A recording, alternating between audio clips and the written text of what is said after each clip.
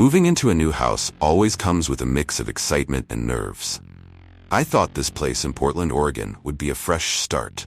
A quiet street lined with towering oaks, families out walking their dogs, the occasional jogger. It seemed perfect, exactly what I needed after everything. But it wasn't long before I noticed the house next door. You know how every neighborhood has that house? The one everyone whispers about but no one dares to mention openly? Yeah, that was the one. At first, I didn't think much of it. Old, run down, a bit too dark even during the day. The blinds always closed, the porch light never on. It was eerie, sure, but I just figured it was vacant or someone who kept to themselves. I didn't think it was anything to worry about. That was until I started hearing the noises. The first time it happened, I'd just gotten home from unpacking boxes all day. Exhausted, I plopped down on the couch, finally starting to unwind. The neighborhood was dead quiet, the kind of peaceful silence that city life just can't give you. Then I heard it. A soft thud coming from the house next door. A single, almost unnoticeable sound. Maybe a raccoon? I brushed it off, but as the night wore on, the sounds got stranger, more frequent. Soft scraping noises as if furniture was being dragged across the floor, but slower, deliberate. I told myself it was nothing. Maybe an old plumbing issue or a leaky pipe echoing through the walls. But every time I'd settle back into the couch, something else would happen. A creak, a faint bang, and then silence again. Over and over. I started getting that uncomfortable prickling feeling, like when someone's staring at you from across the room, but you can't prove it. The next day, I mentioned it casually to one of the neighbors while walking to my car. An older guy named Bill, friendly enough, but his face stiffened when I brought up the house next door. Oh, that place? Yeah, don't bother trying to meet the guy. He never comes out. Some folks say it's abandoned, but nah, he's there. Just keeps to himself. Bill said, glancing nervously at the house. Then, almost as an afterthought, he added, and you might want to keep to yourself too, kid. Best advice I can give. His words stuck with me, and I found myself staring at the house more often than I'd like to admit. No signs of life, no movement, no lights at night. I couldn't even recall seeing a car in the driveway. Yet, the noises continued, every single night like clockwork. It felt like the house was alive in its own strange way. What was worse was the growing feeling that I was being watched. Not just a vague sense, but a suffocating, heavy awareness that whoever or whatever was in that house knew exactly when I came home, when I left, and every move I made inside my own walls. My mind started to spiral. Paranoia crept in like an unwelcome guest, making me second-guess every noise, every shadow. The door next door never opened. Not once. But I could feel it. Someone was there. Watching me. Always watching. That first week, I couldn't shake the feeling that something was off. Every night, like clockwork, the noises from the house next door would start. It wasn't just your typical old house creaks or pipes settling. No, this was different.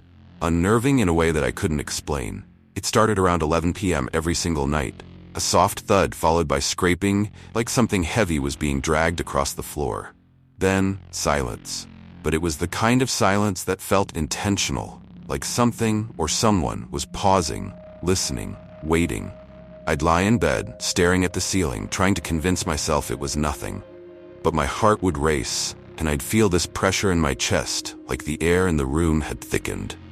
I thought about going over there, knocking on the door again, but the idea of standing in front of that dark, unwelcoming house made my stomach turn.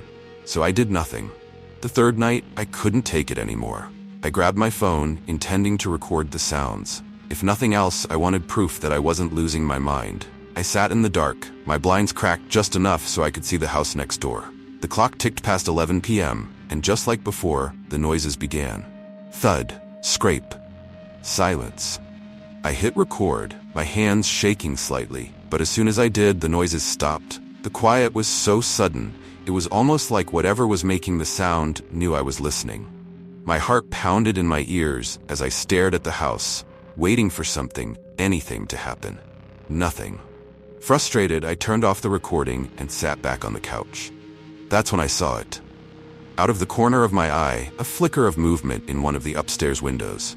My heart jumped into my throat. There, behind the curtains, I could swear I saw a shadow, human-shaped but still. Too still. I froze, staring at the window, waiting for the shadow to move again. But it didn't. After what felt like an eternity, I convinced myself I was just imagining things. Stress, lack of sleep. Maybe I was letting this whole situation get under my skin. I laughed it off, a weak, nervous sound, and went to bed. But sleep didn't come easily. Every time I closed my eyes, I saw that shadow behind the curtain. Every creak in the walls of my own house felt like footsteps coming closer. I woke up several times in the night, drenched in sweat, convinced someone was standing at the foot of my bed. By the end of the week, I was exhausted. The noises hadn't stopped, and neither had the feeling of being watched. It wasn't just paranoia anymore, it was something deeper. I could feel eyes on me, following my every move. I tried to tell myself it was all in my head, that I was jumping at shadows. But one night, as I lay in bed, I heard a new sound. It was faint at first, like a whisper carried on the wind. But as I focused, I realized it was coming from inside my own house. My pulse quickened as I strained to listen. There it was again, a soft, breathy whisper, too low to make out the words. It sounded like someone was standing right outside my bedroom door. I shot up in bed, my heart racing, and stared at the door. The whispering stopped, replaced by a deafening silence. I sat there, barely breathing, waiting for something, anything to happen. But nothing did. After what felt like hours, I lay back down, trying to calm my pounding heart. I told myself it was all in my head, that I was just tired, that the noises from the house next door were messing with my mind. But deep down, I knew that wasn't true. I woke up the next morning feeling like I hadn't slept at all. My dreams, if you could even call them that, had been filled with strange, twisted images of the house next door. I kept seeing that shadow in the window, standing there, watching me, always watching. The whispers from the night before still echoed in my mind, faint but persistent. They felt like a warning, but for what, I couldn't say. Part of me was terrified to find out. But another part, the part that was slowly losing its grip on reality, needed to know what was going on in that house. That afternoon, I decided to do something I'd been avoiding since I moved in. I was going to knock on that door. I didn't bother telling anyone. What would I even say? Hey, I think my neighbor is some kind of creep who's watching me, and his house makes weird noises at night. Want to come with me? Yeah, no. This was something I had to do on my own. As I approached the house, every instinct in my body screamed at me to turn around. The closer I got, the heavier the air felt, like the house was breathing, drawing me in against my will. The blinds were still drawn, just like always, and the front porch was caked with dirt and dead leaves, as if no one had touched it in years. But someone was inside. I knew it. My hand trembled as I raised it to knock on the door. The wood felt cold under my knuckles, colder than it should have been. I knocked once, softly at first, and waited. Nothing.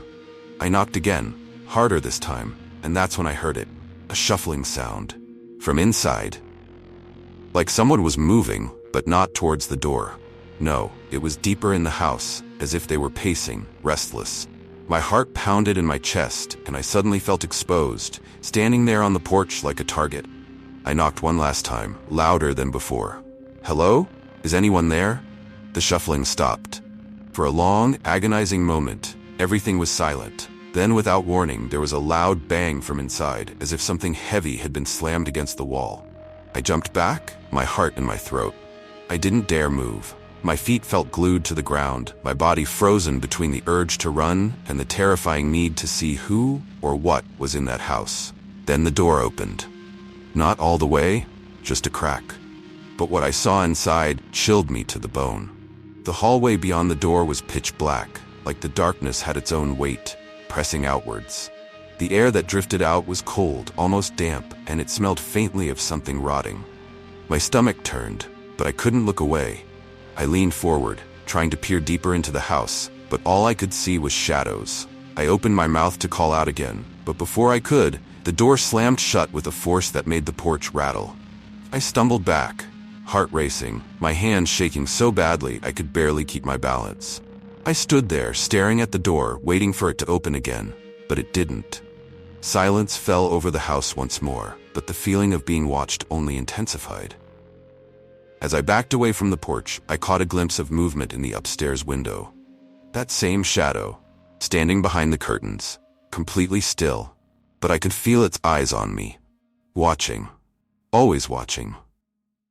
I turned and practically ran back to my house, slamming the door behind me, my heart pounding in my ears. I locked the door, checking it twice, then pulled the blinds shut. For a long time I just stood there, trying to catch my breath, but the feeling of dread wouldn't leave me. Whoever, or whatever was in that house, they knew I'd been there. And I had the sinking feeling that this wasn't the last time I'd hear from them. I didn't sleep that night. How could I? Every time I closed my eyes, I saw that shadow behind the curtain, saw the darkness in the hallway, smelled that faint rot seeping from the house next door. My nerves were shot. I lay in bed, staring at the ceiling, listening to every little creak in my own house, jumping at the slightest sound. By 3 a.m., I'd given up on sleep entirely. I got out of bed, paced around the living room, tried to distract myself with some late-night TV, but nothing could shake the unease that gripped my chest. The house next door seemed to pulse with this eerie, heavy silence, and the longer I sat there, the more I started to feel like I wasn't alone. That's when I heard the knock. It was soft, almost hesitant, but unmistakable. A single knock at the front door. My body went rigid. It was 3 a.m. Who the hell would be knocking at this time? My first thought was to ignore it, but then came another knock. Louder, more insistent. I grabbed my phone, my heart pounding in my ears, and crept toward the door. I thought about looking through the peephole, but something inside me, instinct, maybe, kept me from doing it. Instead, I called out, my voice shaky, barely louder than a whisper.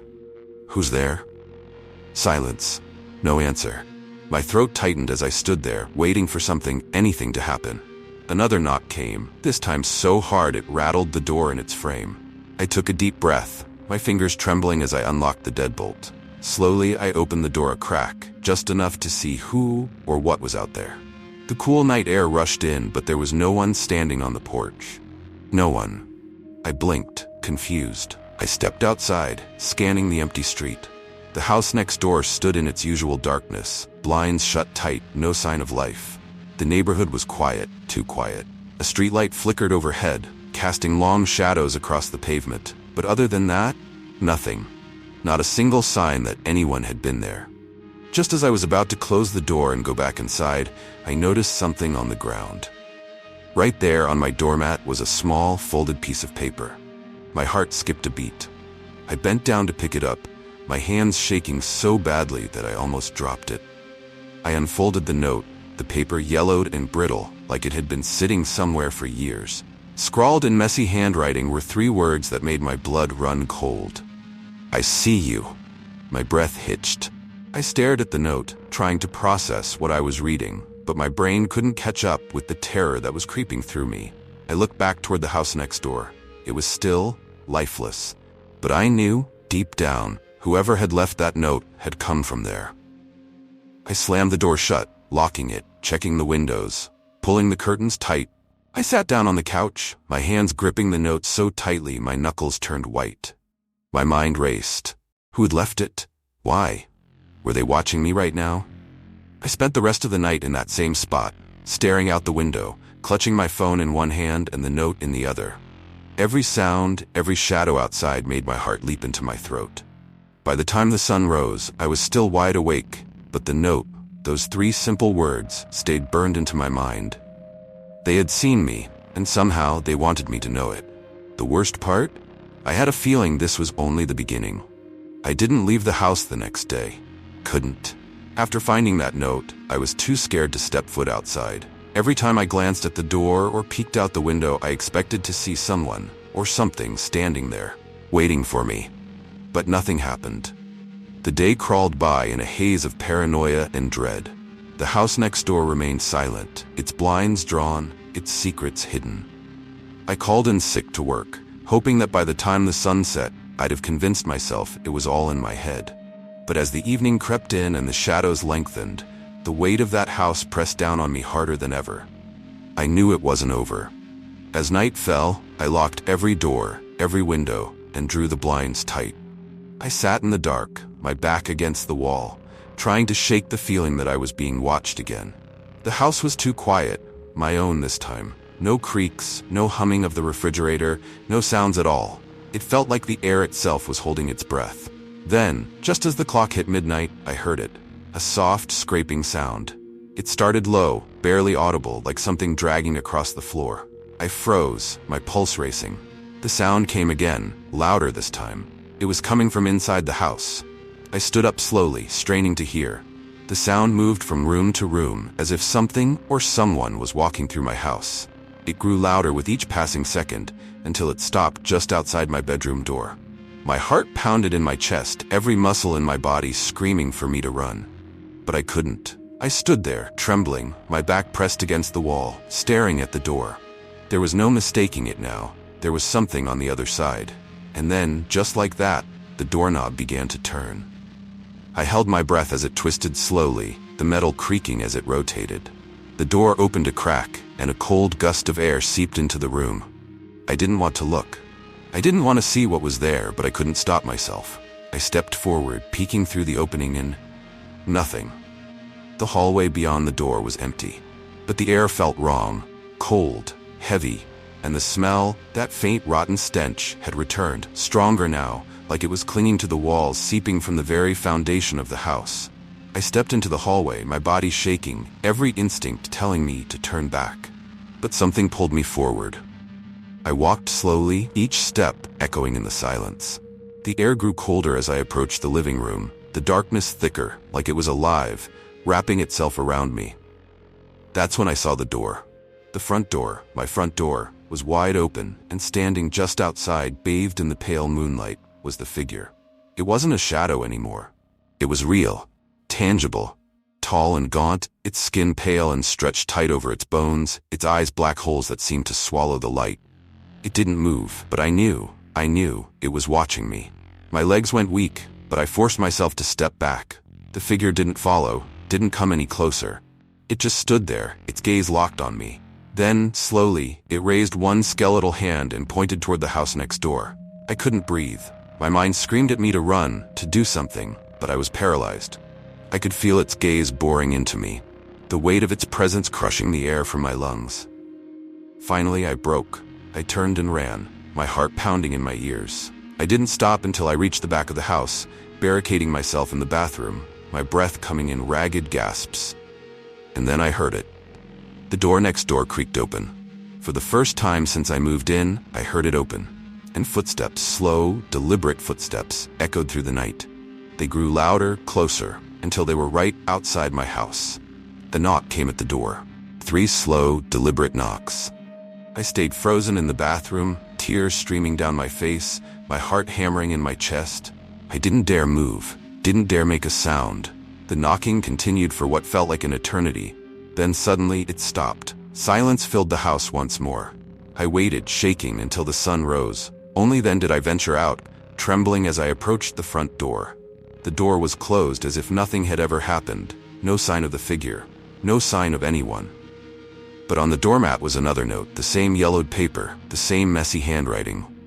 "We're waiting." I left that day. Never came back.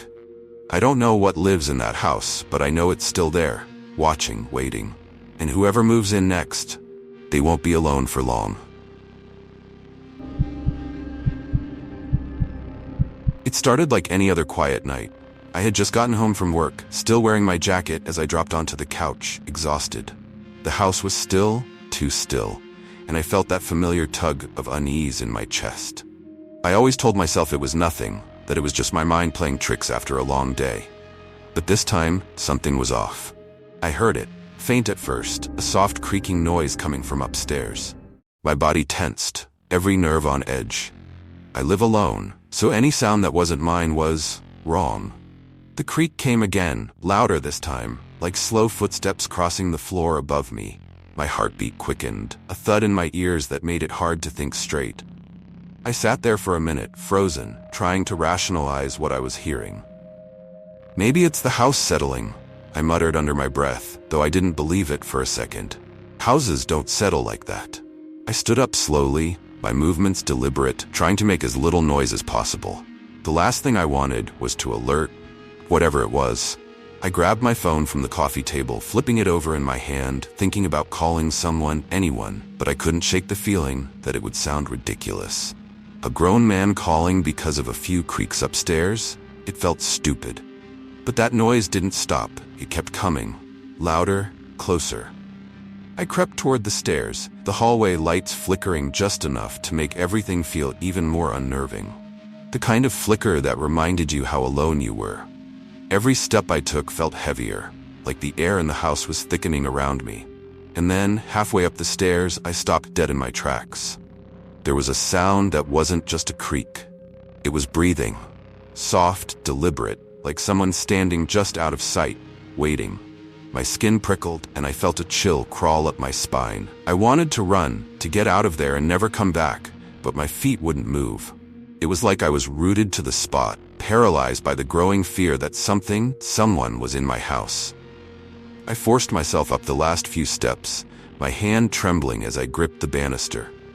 The hallway upstairs was dark, shadows clinging to the corners, and that's when I saw it, the faintest sliver of light spilling out from under my bedroom door. The door that I had closed before leaving for work. My pulse pounded in my throat as I edged toward the door, my breath shallow, every muscle in my body screaming at me to turn around. But I had to know. I had to see for myself what was inside. The handle was cold under my hand as I turned it, the door creaking open with a sound that echoed through the silence. And there, in the middle of the room, was a figure standing with its back to me. I froze. My heart felt like it stopped. This wasn't just some stranger. The shape, the height, it looked like me. It was wearing my clothes, standing in my room, motionless, as if waiting for something. I froze. My heart felt like it stopped. This wasn't just some stranger. The shape, the height, it looked like me. It was wearing my clothes, standing in my room, motionless, as if waiting for something. And then, slowly, too slowly, it began to turn around. I couldn't move. My legs felt like they were cemented to the floor, my breath trapped somewhere in my chest. The figure, it was still turning, impossibly slow, like it wanted me to soak in every agonizing second. My heart was pounding so loud I could barely hear anything else. The room felt wrong, like the air was pressing in on me, suffocating. I wanted to scream, but no sound came out, and then it stopped. It didn't turn fully toward me, just enough that I could see a glimpse of its face, a reflection of my own. That's when I knew something was horribly, horribly wrong. It wasn't just the clothes, the posture, it was me. But not me. The skin looked stretched too tight over the bones, the eyes dark and hollow, sunken deep into the skull, like it had been pulled straight out of a nightmare. I stumbled back, my body finally reacting, but my mind was still spinning. This couldn't be real. There was no way this was real. My back hit the wall, and the sudden jolt broke me out of my trance. I fumbled for the light switch, desperate to flood the room with light, to see something normal, something that would ground me back to reality. But when the lights flicked on, the room was empty. Nothing. No figure, no shadow, just my bedroom, exactly as I'd left it. The bed was still unmade from that morning. The clothes I'd tossed aside were on the floor, and the faint glow of my phone charger lit the nightstand. Everything was the same, except it wasn't. I knew what I saw. I felt it. I stood there, panting, my heart still hammering in my chest, trying to make sense of what had just happened. I walked over to the spot where the figure had been standing, my hands trembling. There was nothing there, no sign of anything out of place. I ran my fingers through my hair, pulling hard enough to make my scalp burn, trying to shake the terror that clung to me like a second skin. "You're losing it," I whispered to myself. "You're just tired. You're stressed." But even as I said it, I didn't believe it. I couldn't. Something was wrong. Something was here. That's when I heard it again, the soft, deliberate creak of a floorboard. But this time, it wasn't upstairs. It was downstairs, back in the living room. My stomach lurched. I slowly backed out of the room, my hands sweating, heart racing all over again. I told myself it was the house settling, that I was imagining things, but deep down I knew. I knew it wasn't the house. I knew it wasn't me, losing my mind. I stood at the top of the stairs, looking down into the darkness below. It felt different now, like the shadows were thicker, more alive. I didn't want to go back down there, didn't want to see what was waiting for me. I froze. My heart felt like it stopped. This wasn't just some stranger. The shape, the height, it looked like me. It was wearing my clothes, standing in my room, motionless, as if waiting for something. And then slowly, too slowly, it began to turn around. I couldn't move. My legs felt like they were cemented to the floor, my breath trapped somewhere in my chest. The figure, it was still turning, impossibly slow, like it wanted me to soak in every agonizing second. My heart was pounding so loud, I could barely hear anything else. The room felt wrong, like the air was pressing in on me, suffocating. I wanted to scream, but no sound came out. And then it stopped. It didn't turn fully toward me, just enough that I could see a glimpse of its face, a reflection of my own. That's when I knew something was horribly, horribly wrong. It wasn't just the clothes, the posture, it was me. But not me. The skin looked stretched too tight over the bones, the eyes dark and hollow, sunken deep into the skull, like it had been pulled straight out of a nightmare. I stumbled back, my body finally reacting, but my mind was still spinning. This couldn't be real. There was no way this was real. My back hit the wall, and the sudden jolt broke me out of my trance. I fumbled for the light switch, desperate to flood the room with light, to see something normal, something that would ground me back to reality. But when the lights flicked on, the room was empty. Nothing. No figure, no shadow, just my bedroom, exactly as I'd left it. The bed was still unmade from that morning. The clothes I'd tossed aside were on the floor, and the faint glow of my phone charger lit the nightstand. Everything was the same. Except it wasn't. I knew what I saw. I felt it. I stood there, panting, my heart still hammering in my chest, trying to make sense of what had just happened. I walked over to the spot where the figure had been standing, my hands trembling. There was nothing there, no sign of anything out of place. I ran my fingers through my hair, pulling hard enough to make my scalp burn, trying to shake the terror that clung to me like a second skin. "You're losing it," I whispered to myself. "You're just tired, you're stressed." But even as I said it, I didn't believe it. I couldn't. Something was wrong. Something was here. That's when I heard it again. The soft, deliberate creak of a floorboard. But this time, it wasn't upstairs. It was downstairs, back in the living room. My stomach lurched. I slowly backed out of the room, my hands sweating, heart racing all over again. I told myself it was the house settling, that I was imagining things. But deep down, I knew. I knew it wasn't the house. I knew it wasn't me losing my mind. I stood at the top of the stairs, looking down into the darkness below. It felt different now, like the shadows were thicker, more alive. I didn't want to go back down there, didn't want to see what was waiting for me. But I couldn't just stand there. I had to know. With each step I took, the air seemed to grow colder, the silence heavier. My feet felt like they were dragging me toward something inevitable, something I wasn't ready to face. And then, halfway down the stairs, I saw it again. That same figure, now standing at the base of the steps, staring up at me. This time, it didn't wait for me to react. It moved fast. I don't remember running.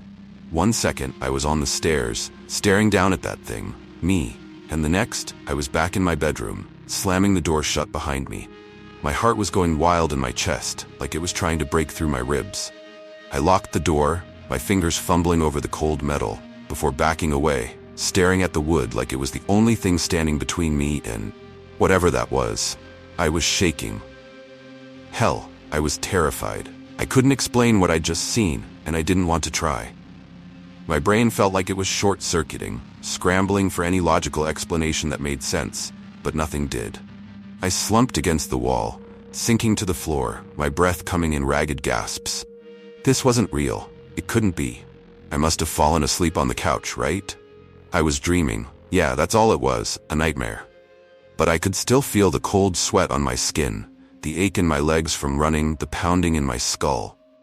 If it was a dream, it felt more real than anything I'd ever experienced. The room was too quiet, the kind of quiet that makes you feel like the world's holding its breath. Every creak of the house, every whisper of wind outside made me jump. I kept staring at the door, expecting it to fly open at any second. But nothing happened. Minutes dragged on, maybe even hours. I don't know. Time felt like it had stopped. Finally, I forced myself to stand, my legs weak, knees shaking. I needed to do something, anything to get control of this situation. I grabbed my phone off the nightstand, my hand trembling as I opened it. The screen lit up, but there was no signal, no bars, not even Wi-Fi. "What the hell?" I muttered, swiping at the screen, but it stayed dead. No service, no connection to the outside world.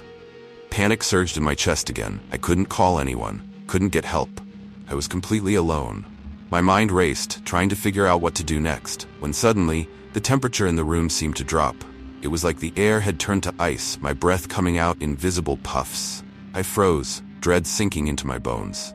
Then came the knock.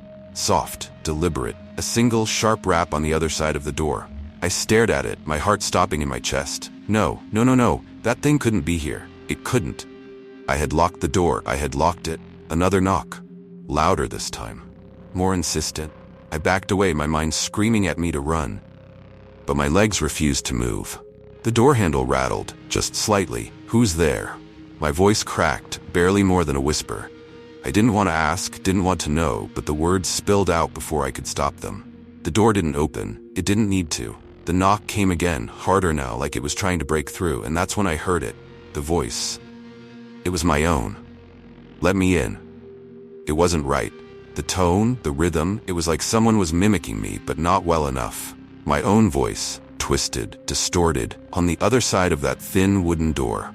I staggered back, almost tripping over the bed as the knocking became pounding, the door shaking in its frame. My pulse raced, my chest tight with terror. This wasn't happening. This couldn't be happening. And then the pounding stopped, just like that. Silence. I stood there, frozen, waiting for something, anything, to happen next.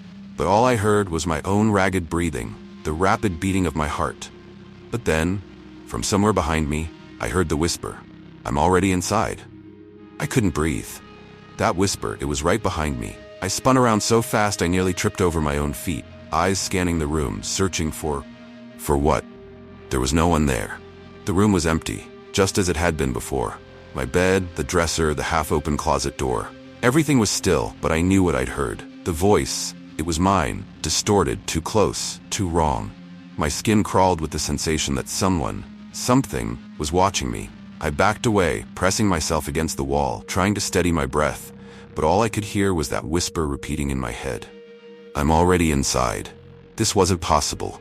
There was no way anyone could have gotten in. I locked the doors, I checked the windows. But the air felt different now, heavier, colder, like the room itself was holding its breath. My mind was racing, every instinct screaming at me to get out, to run, but where would I go? If it was in here, where the hell could I escape to? The shadows in the room seemed to shift, growing longer, darker, twisting in ways that didn't make sense. My eyes darted to the closet, and for the first time I noticed it wasn't as open as I thought. The door was slightly ajar, just enough for something or someone to be hiding inside. I swallowed hard, my throat dry as sandpaper. I didn't want to look. I didn't want to see what might be lurking in there, but I had to. I took a step forward, my legs trembling beneath me. Each footstep felt like it echoed, the floorboards creaking louder than they should in the silence. My hand reached out, shaking, as I slowly pushed the closet door open. It groaned on its hinges, revealing the dark, empty space inside.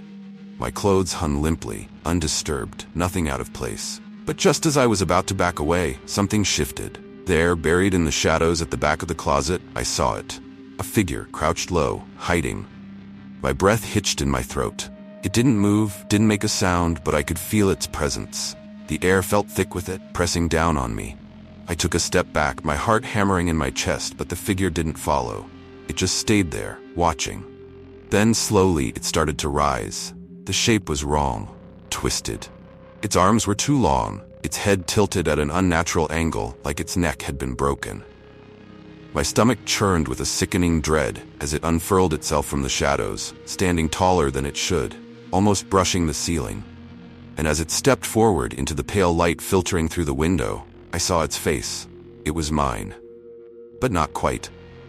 The skin was stretched tight over its skull, its eyes hollow, dark pits where there should have been light. Its mouth, my mouth, was twisted into a sick grin, like it was mocking me. I stumbled back, my whole body trembling with fear. This thing, whatever it was wearing me. It took another step forward, and I couldn't help it. I screamed. But the sound that came out wasn't mine. It was its.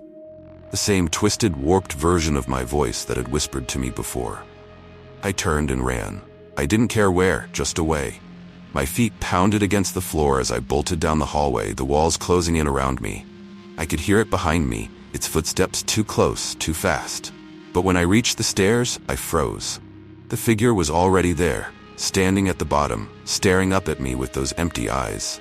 "I told you," it said, its voice dripping with malice. "I'm already inside." Before I could even process what was happening, it started to climb the stairs, moving impossibly fast, its arms reaching out for me.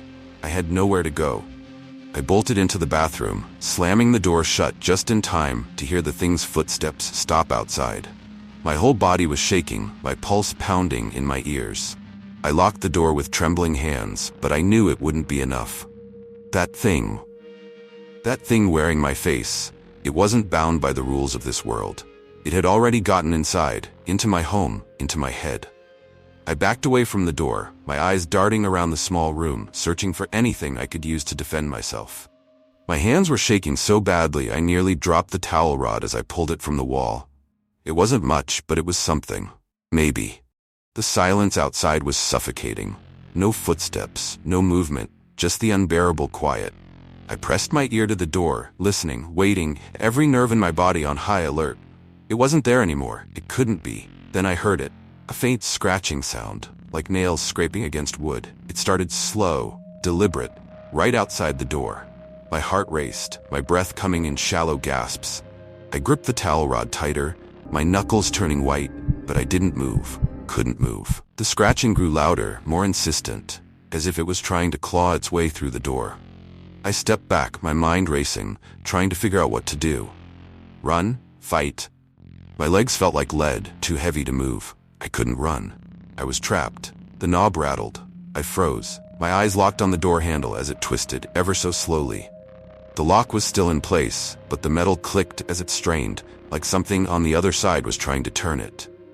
I could hear it breathing now, soft, steady breaths, like it was enjoying the chase, savoring my fear. My pulse was racing so fast it felt like my heart would burst. I pressed my back against the cold tiles, the towel rod held out in front of me like a makeshift weapon. The knob rattled again, harder this time, and I braced myself. If it broke through, I'd fight. I didn't care what it was. I wasn't going down without a fight.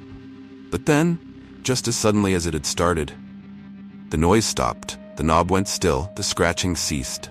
Silence. I stood there, frozen, waiting for it to burst through, but nothing happened. The air felt thick, heavy with tension, but the door remained closed. My grip on the towel rod loosened just slightly, confusion mixing with the terror still thrumming through my veins. What was it waiting for? Then, from behind me, the mirror cracked. The sound was deafening in the silence, sharp like a gunshot. I spun around, my eyes wide, staring at the bathroom mirror as a long, jagged fracture split it in half. My reflection wavered in the broken glass, distorted, wrong. And then it smiled. My own face, no, its face, grinned back at me, the smile too wide, too sinister. I stumbled back, my breath catching in my throat, but my reflection didn't follow. It stood there, watching, smiling, as the crack in the mirror widened, spreading like a spiderweb across the glass. I could feel it now. The cold, the presence. It wasn't just in the house, it was in me. My reflection blinked, once, slowly, before raising a hand, its movements eerily synchronized with mine. "I told you," it whispered, its voice echoing in my head. "I'm already inside." I dropped the towel rod. My body felt like it wasn't my own anymore, like something else had taken control. I stared at the mirror, at the twisted version of myself staring back, and for a moment I couldn't tell which one of us was real. Then the door creaked open behind me. I didn't turn around. I didn't need to. I knew what I would see. It was standing there. I was standing there, waiting. The room was stark and sterile, white walls closing in on me like a tomb. I sat on the edge of the cot, my hands clasped tightly together, trying to steady my racing thoughts. The faint sounds of distant voices and the shuffling of feet echoed through the halls of the psychiatric ward, but I was alone with my mind, and that was the most terrifying place to be. And as I sat in that stark room looking out at the sky, I felt a sense of hope begin to grow within me. I was ready to fight, ready to reclaim my life. No matter how long it took, I would not surrender. I would rise.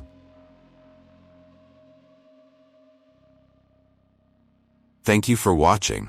This video, like all the others on the channel, is made especially for you who love chilling content. I put a lot of care into creating each one. Please support the channel by subscribing so you won't miss any notifications and can help it grow. Be sure to watch the video on your screen now so we can stay connected. Thank you from the bottom of my heart. See you in the next one.